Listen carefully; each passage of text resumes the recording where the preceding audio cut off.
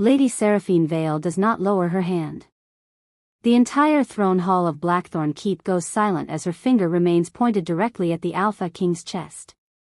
"You threaten my family again," she says, her voice shaking only at the edges, "and I will forget you are king." The guards along the stone walls tense instantly. Several nobles look physically ill. One woman near the back quietly drops her wine goblet. No one speaks to Kael Draven like that. Not and survives it. The Alpha King stands motionless beneath the iron wolf banners hanging behind his throne, dark fur draped across his shoulders, crown tilted slightly from where he rose too quickly. He is larger than the stories describe. Worse, his expression is unreadable. Only his eyes move. Locked entirely on her. Not angry. Interested. That is what terrifies the room. Seraphine realizes it too late. Because Kael Draven is feared for many things, his wars, his executions, the way rival packs vanish after crossing him, but the oldest fear surrounding him is simpler. The king becomes dangerous when something captures his attention. And right now, in front of every noble house in Norwin province, his attention belongs entirely to her. Behind Seraphine, her younger brother Lucian grips her sleeve hard enough to hurt. Their mother looks moments from collapsing. The tax decree still lies open on the council table. 3 times the winter tribute. Impossible to pay. That is why Seraphine speaks in the first place. Not bravery. Desperation. Black Hollow survives on dying farmland and silver mines that stopped producing years ago. Their father spent his last years borrowing from southern merchants to keep their estate alive, then dies before the debt collectors arrive. Now the crown wants payment within 30 days. 30. Everyone in the hall knows what happens to territories that fail the king during famine season. Kael descends the throne steps slowly. 1 step. Then another. No armor. No weapon. Which somehow feels worse. When he stops in front of her, Seraphine refuses to step back even though every instinct screams at her to run. "You speak boldly for someone standing 1 sentence away from ruin," he says quietly. The room leans toward them. Seraphine lifts her chin. "And you ask starving people for loyalty while feeding your wolves gold." A sharp inhale cuts through the chamber. One guard immediately reaches for his sword. Kael raises 2 fingers without looking away from her. The guard freezes. Silence stretches. Then something strange happens. The king smiles. Not warmly. Not kindly. But like he has finally found something he has been searching for. "Interesting," he murmurs. The word spreads unease through the room faster than shouting ever could. Because Kael Draven never finds people interesting. By nightfall, rumors flood the fortress. The girl from Black Hollow insulted the king publicly. The king spared her. The king summoned her family to remain inside Blackthorn Keep. The king cancelled their departure order personally. That last rumor is true. Seraphine discovers it when armed sentries escort her family away from the guest wing and into chambers overlooking the inner wolf courtyards. Not prison chambers. Royal ones. Which feels infinitely more dangerous. Her mother whispers prayers under her breath while servants unpack their belongings. Lucian paces near the windows, glancing constantly toward the snowy courtyards below where enormous black wolves move between torchlit archways. Seraphine understands the message immediately. They are not guests. They are leverage. That night, snow buries the mountain roads surrounding Blackthorn Keep. No one leaves until spring thaw. The countdown begins before dawn. 30 days until the tribute deadline. 30 days before Black Hollow legally becomes crown territory. 30 days trapped inside the fortress of a king who now watches her like a starving animal scenting blood. The next morning, Seraphine is summoned to the War Council chambers. She expects punishment. Instead, Kael asks her opinion. The room full of generals looks horrified.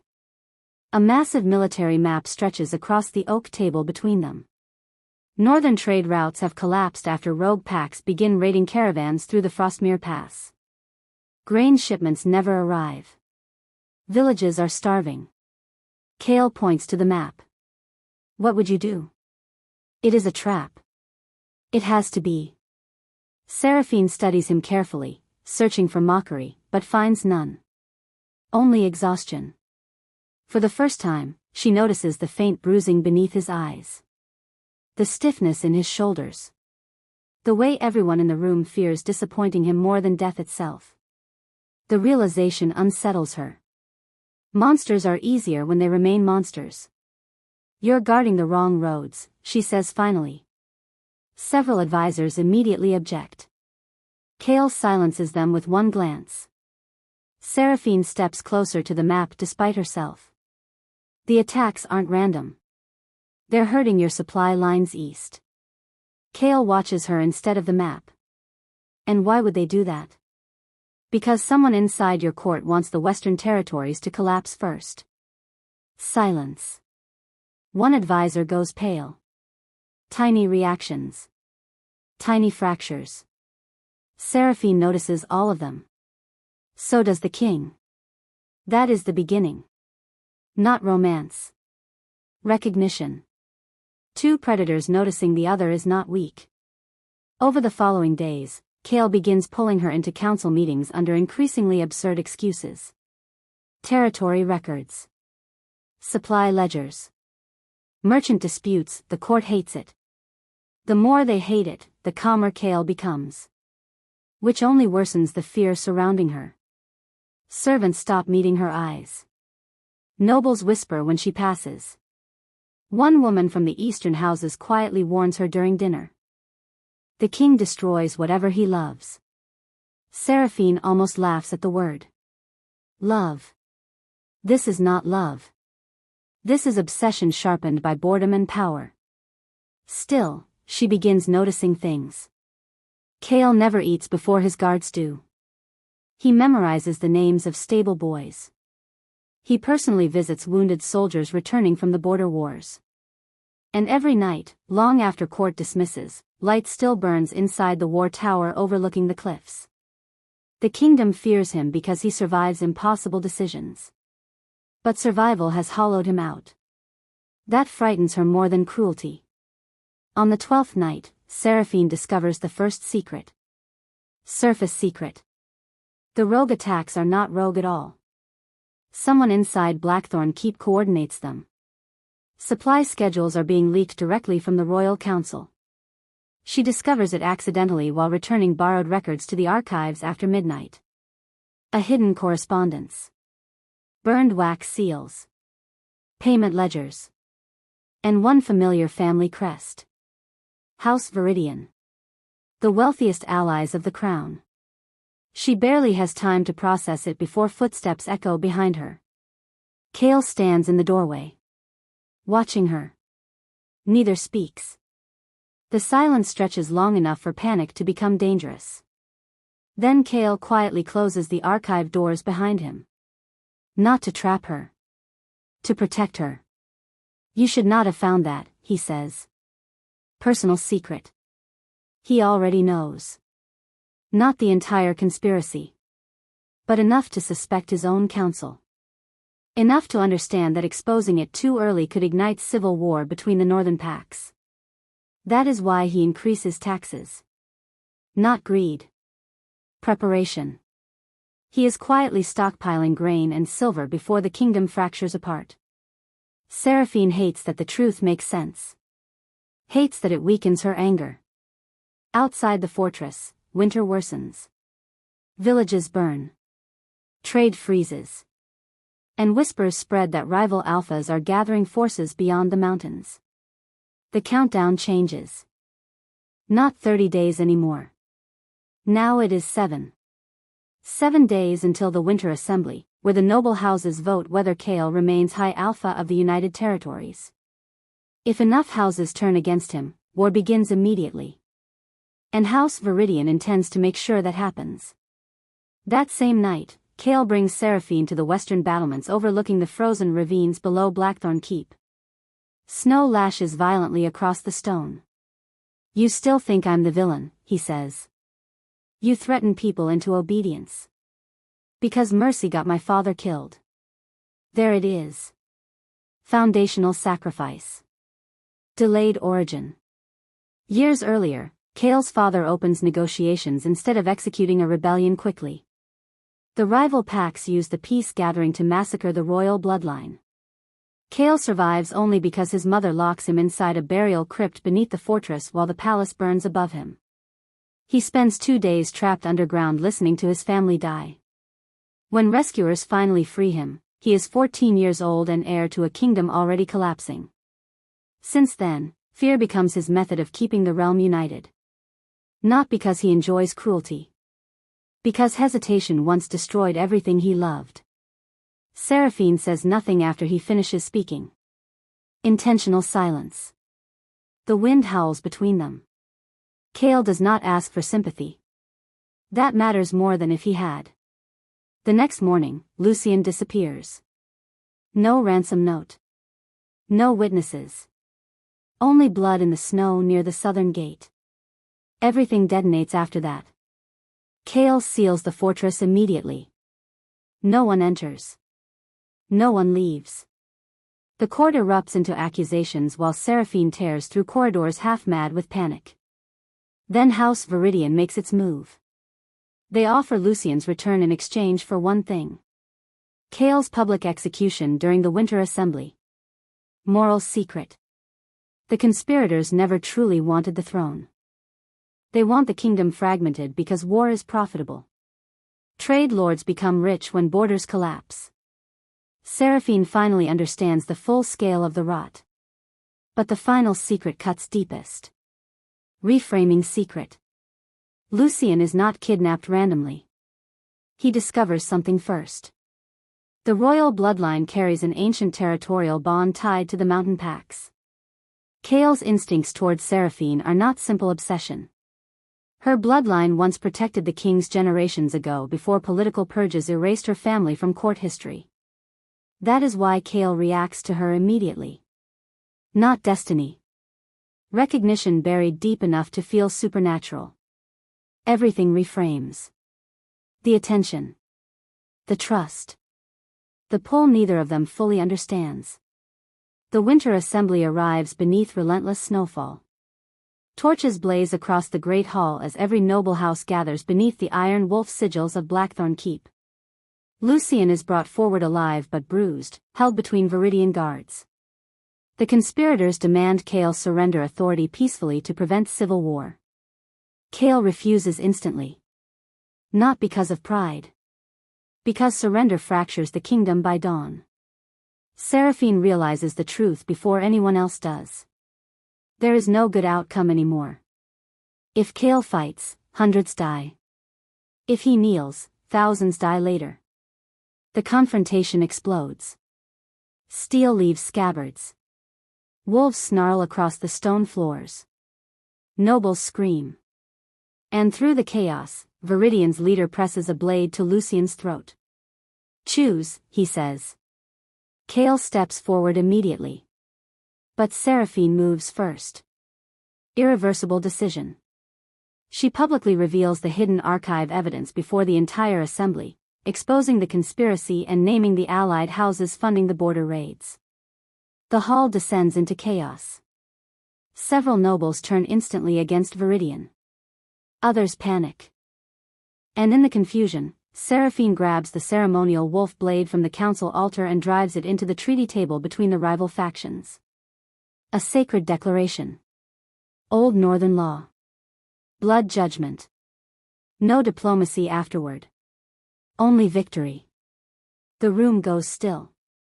Because she has just forced civil war into the open. And she did it knowingly.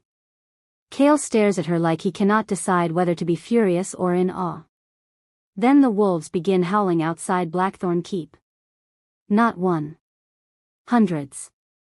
The mountain packs are arriving early.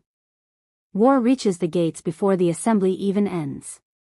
Later, after the fortress empties into battle preparation and snow buries the courtyards in white silence, Seraphine stands alone on the western wall. Below, thousands of torchlights move through the mountains like rivers of fire. Kael joins her quietly. For a long moment, neither speaks. Then he drapes his heavy fur cloak over her shoulders against the cold. You understand, he says at last. It is not a question. Seraphine watches the approaching armies below. The kingdom is still breaking. Lucian is alive. House Viridian is exposed. But dawn will bring war anyway.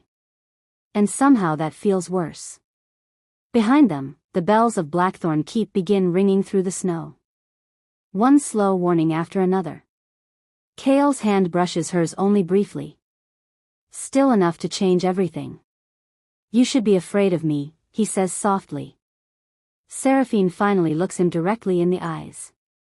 I think, she whispers, that's the problem. Lady Seraphine Vale does not realize she has stepped forward until the entire throne hall goes silent around her. The torches along the stone pillars crackle softly. Somewhere behind her, metal scrapes against metal as one of the royal guards shifts his grip on a spear. At the far end of Blackthorn Keep, beneath hanging wolf banners darkened by smoke and age, Alpha King Kael Draven rises slowly from his throne. You will triple the winter tribute, he says. His voice carries without effort. No one in the hall breathes loudly enough to interrupt it. Seraphine stares at the parchment spread across the council table between them. Rows of numbers blur together beneath melted candle wax. The royal seal presses deep into the page like a wound. 3 times the tribute. Black Hollow cannot survive half of that. Beside her, Lucian's fingers tighten around her sleeve. Not enough to stop her. Enough to warn her. Every noble in the chamber keeps their eyes lowered. Some study the floor. Others stare rigidly ahead, pretending not to notice the family standing alone before the throne. Kael descends the first step. Fur drapes heavily across his shoulders, black against black, swallowing the candlelight instead of reflecting it. Gold chains shift faintly across his chest as he moves. No sword. That unsettles her more. Your territory has missed payments before, he says. A servant near the wall drops his gaze immediately. Seraphine hears her mother inhale sharply beside her. 30 men from Black Hollow freeze to death last winter after the grain roads collapse beneath snow. Everyone in Norwin province knows it. Kael knows it too. Still, the decree waits on the table.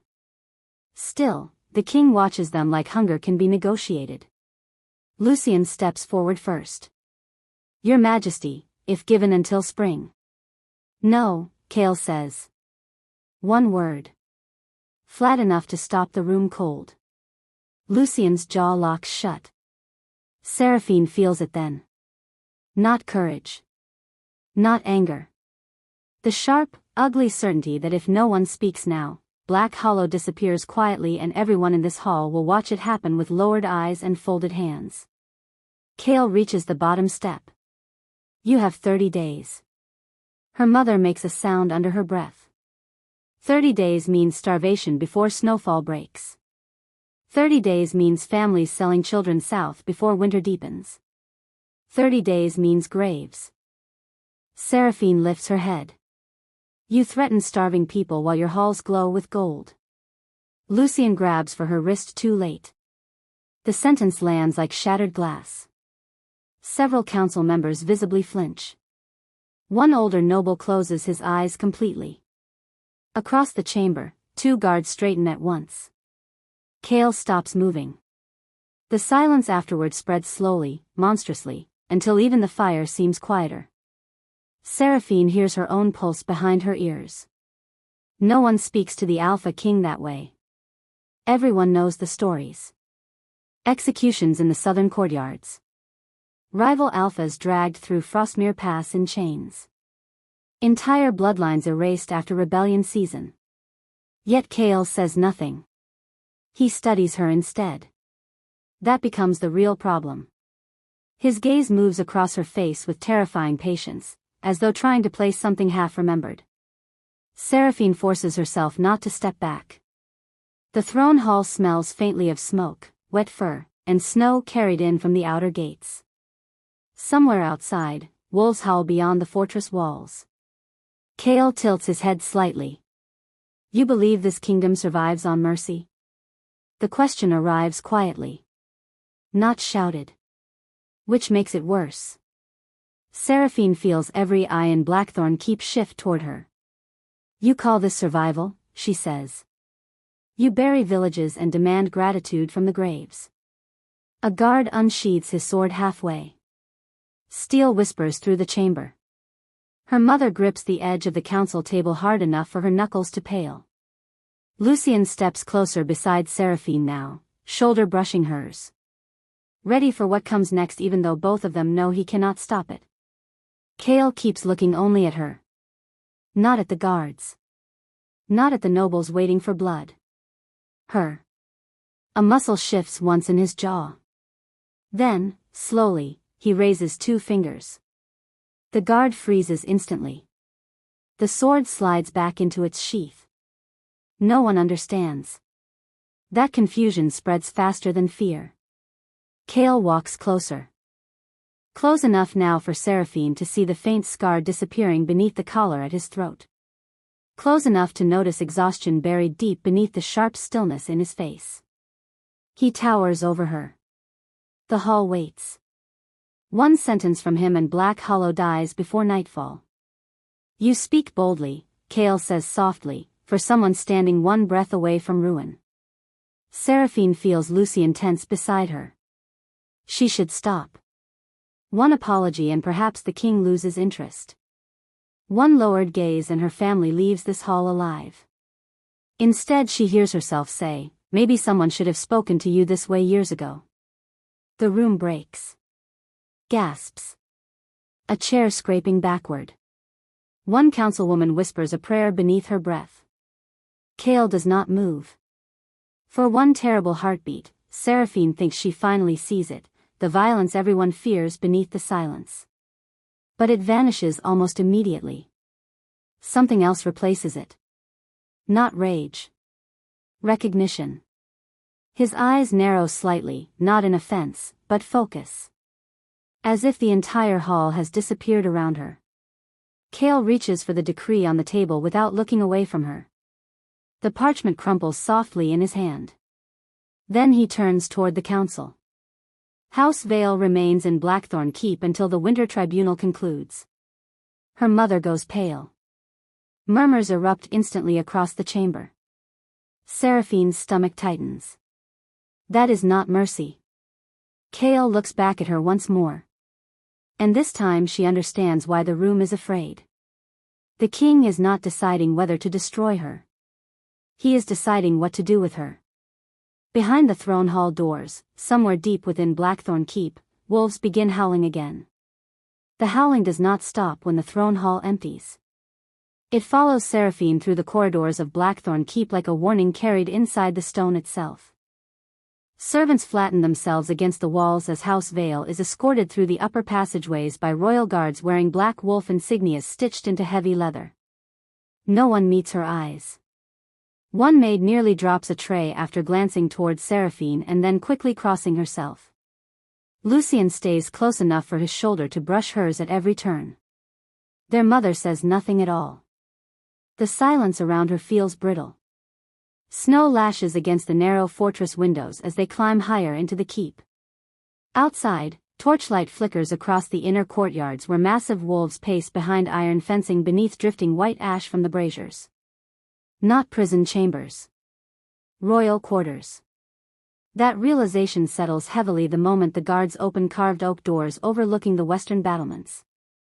A fire already burns inside. Fresh linens. Hot water steaming in copper basins.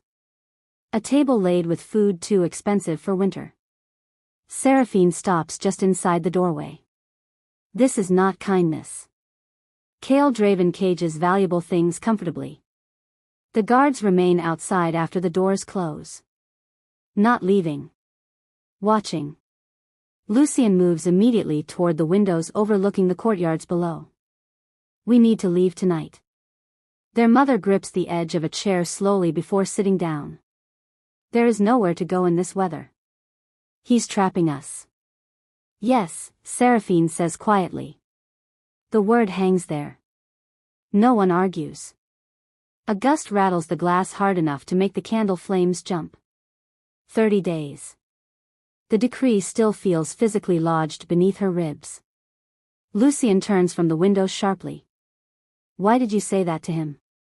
Seraphine pulls off her gloves with stiff fingers. Melted snow dampens the fur lining at her wrists. Because he would have buried Black Hollow alive. And now? She looks toward the door. Toward the guards beyond it. Now he's thinking. That unsettles Lucien more than if she had said angry. The knock arrives before midnight. 3 sharp strikes. 1 pause. Then another. A servant enters carrying dark green fabric folded carefully over both arms. His Majesty requests Lady Seraphine attend the morning war council. Lucien lets out a disbelieving laugh. Their mother looks ill again. The servant lowers his eyes. The king also requests House Vale remain within the upper fortress until further notice. Requests. No one in Blackthorn Keep mistakes that word for choice. The servant leaves quickly. Seraphine unfolds the garments after the door closes. Thick wool trimmed in silver thread. Court attire. Prepared already. As if Kael expected her to stay long before the throne hall confrontation ever ended. She sleeps badly. Wind screams across the battlements all night. Somewhere deep below the fortress, wolves answer each other in long uneven calls that echo through the stone floors beneath her bed. Before dawn, she stands near the frost-covered windows watching the lower courtyards awaken beneath snowfall. Lines of soldiers move through training formations carrying torches against the dark. Farther below, carts loaded with grain barrels disappear through the eastern gates under armed escort. More grain than Black Hollow sees in months. A voice behind her. You're staring like you plan to steal it. Lucien leans against the doorway, still half-dressed, exhaustion shadowing his face. Seraphine watches the grain convoy vanish into the storm. Maybe I should. You should stop speaking before he kills you. The words arrive harsher than he intends. He looks away immediately afterward. Seraphine says nothing. Because he is right. And because she cannot stop replaying the look on Kael's face inside the throne hall. Not fury. Recognition. That unsettles her far more. The War Council chamber sits beneath the highest tower of Blackthorn Keep. Long maps stretch across an oak table blackened with age and knife scars. Braziers crackle along the walls, fighting the cold creeping through narrow arrow-slit windows overlooking Norwin Province. The room stills the moment Seraphine enters. Generals. Advisors. Noble representatives. Every eye turns toward her. One older councilman mutters something under his breath that sounds dangerously close to horror. Kael stands at the far side of the map table wearing dark military leathers instead of royal robes now. The crown is gone. Without it, he looks less ceremonial. More dangerous. His gaze flicks toward her once. Come here. No introduction. No explanation. The command cuts through the chamber instantly. Seraphine feels every stare follow her as she approaches the table. Markers scatter across the map, troop positions, trade routes, grain shipments. Frostmere Pass has been circled repeatedly in charcoal. Kael presses one hand against the table beside the mountain sketched into parchment. 3 supply caravans disappear here within 12 days. His eyes remain on the map. Tell me why. Several council members visibly stiffen. Seraphine almost laughs from disbelief. You summon me to solve your military failures? One general slams his hand flat against the table. This is absurd. Kael does not look at him. Then leave. The general falls silent immediately.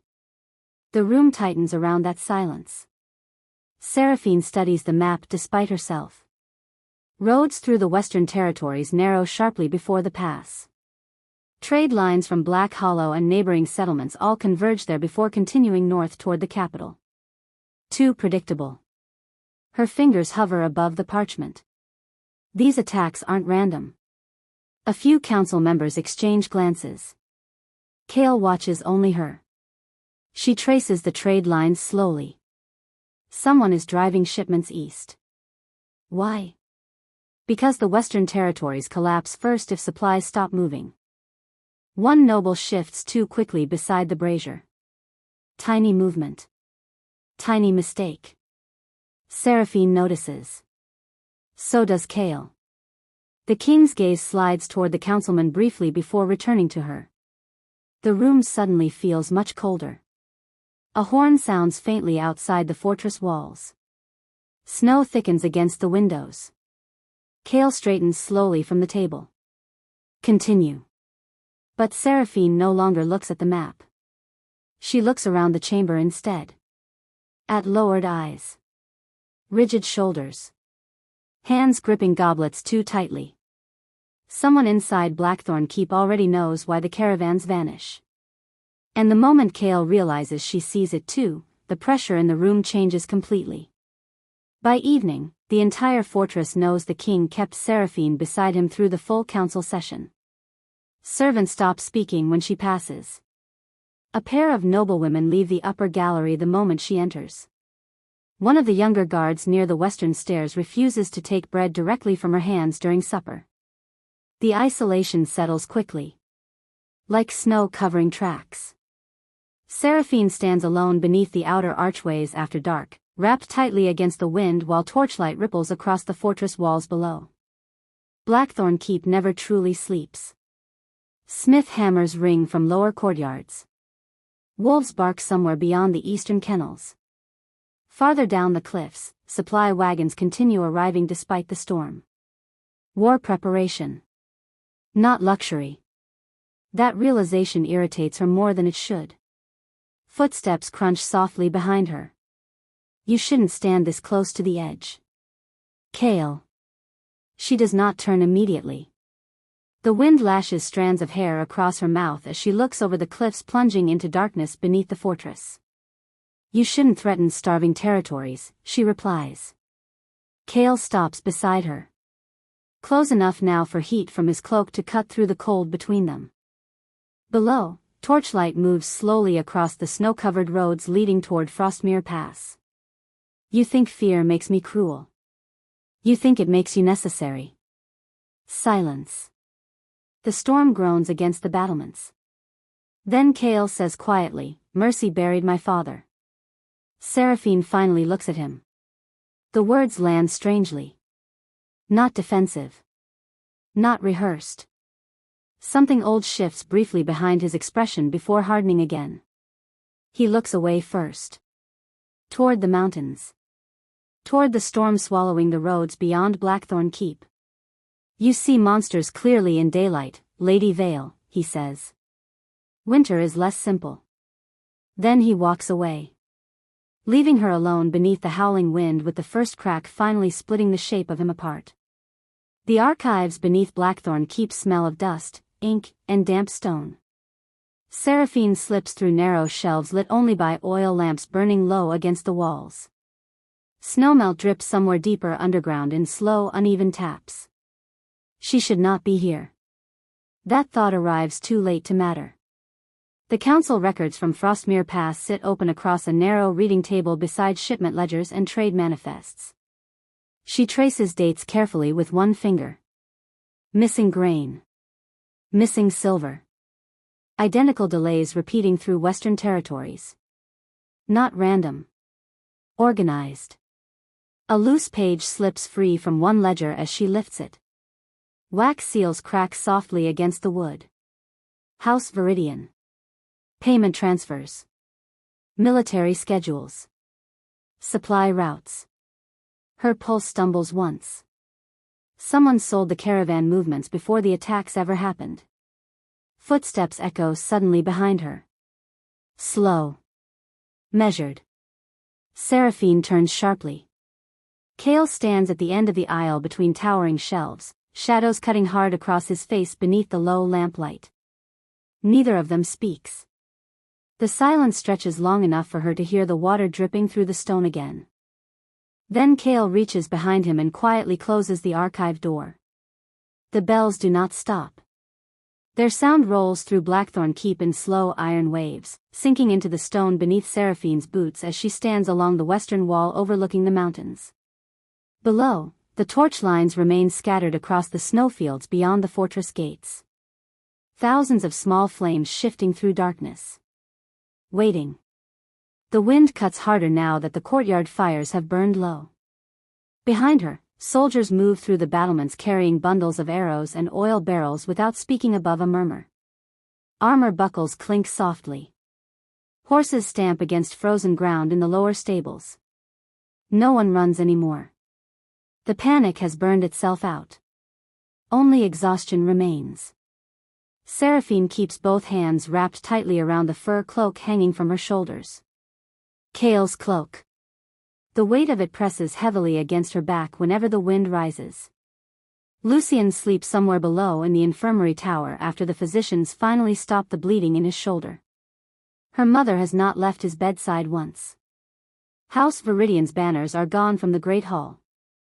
Only the torn fragments remain near the council dais where blood still darkens the stone between overturned chairs and shattered goblets. Seraphine can still hear the sound the wolf blade made striking the treaty table. One decision. Everything after it arriving too quickly to stop. Footsteps approach quietly across the battlements behind her. She recognizes them before he speaks. Kael stops beside her without touching her. For a long moment, neither looks at the other. The mountain wind carries the scent of smoke and snow between them. Far below, somewhere beyond the outer walls, wolves howl once before falling silent again. Seraphine watches the distant torch lines shift through the dark. They're closer. Yes. Nothing else follows. The quiet between them no longer feels uncertain. That change is something she cannot undo. Kael rests one gloved hand against the frozen stone of the battlement wall. A thin line of dried blood remains near the edge of his wrist where his sleeve no longer covers it completely. She notices because earlier, inside the throne hall, his hands never shook. Now they do. Barely. Only once. Then stillness again. The sight settles strangely inside her chest. The Alpha King who stood unmoving before an entire kingdom cannot keep the tremor from returning after everyone leaves. Seraphine looks away before he notices. Below the fortress, torchlight reflects faintly across the frozen river cutting through the valley beneath Blackthorn Keep. The same roads carrying grain caravans weeks ago now carry armies. Nothing about the mountains changes for grief. Kael finally speaks. You should hate me. The words disappear almost immediately into the wind. Seraphine closes her eyes briefly. In the throne hall, she remembers thinking he looked carved from iron. Untouchable. Built entirely from command and threat and silence. Now his crown is gone. His cloak hangs from her shoulders instead of his. And blood has dried beneath his fingernails. She understands the danger of him more clearly now than she did that first day. That is the worst part. I tried, she says quietly. Kael's jaw tightens once. Not from anger. The bells continue tolling through Blackthorn Keep beneath them. Slow. Measured. Like the fortress itself breathing through old wounds. Seraphine turns slightly toward him then, studying the hard lines of his face beneath the torchlight. Snow gathers along the dark fur lining at his collar. He looks tired enough to collapse where he stands. But he will not. Kings like Kael Draven survive longer than softer men. That truth no longer feels comforting to anyone. You knew what would happen after the assembly, she says. Kael watches the mountains instead of her. I knew there would be a cost. Not denial. Not apology. The honesty lands heavier than either. A gust tears across the battlements hard enough to whip loose strands of hair across Seraphine's mouth. Kael reaches toward her instinctively, stopping just before his fingers touch her face. The movement hangs there between them. Then slowly disappears. Neither speaks. Below, soldiers continue moving through the fortress courtyards carrying the shape of tomorrow across their backs.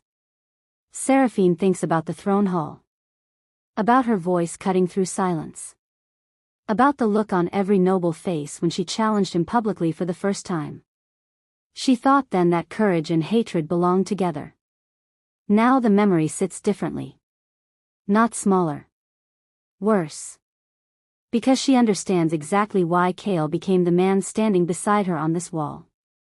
And understanding him never once made him safe. The bells finally stop.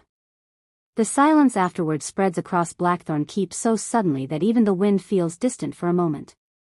Far beneath the fortress, one of the gate chains groans heavily as the night watch begins sealing the outer entrances. Kael exhales slowly through his nose. Then, at last, he looks at her fully. Not like a king. Not like a ruler measuring threat. Just a man standing inside the wreckage of his own decisions. Seraphine feels the weight of that gaze settle over her the same way it did in the throne hall. Only now she understands why everyone feared it. Because once Kael Draven truly sees something, he never turns away from it again. Her fingers tighten once around the edge of his cloak. Neither of them moves. Beyond the walls of Blackthorn Keep, the torch lines continue burning across the snow.